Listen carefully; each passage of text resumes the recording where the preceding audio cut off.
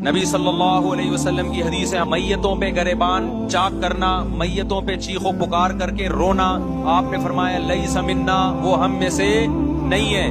اور اس عمل پہ آپ صلی اللہ علیہ وسلم نے لعنت فرمائی ہے۔ لوگ کہتے ہیں حسین کی یاد میں رونا نبی کی سنت ہے۔ نبی صلی اللہ علیہ وسلم کو جب جبریل نے بتایا کہ حسین شہید ہوں گے، آپ روئے، اس لیے کہ اس وقت آپ کو یہ خبر ملی تھی۔ لیکن کیا ہر محرم میں آپ نے رونے کا پروگرام کیا ہے؟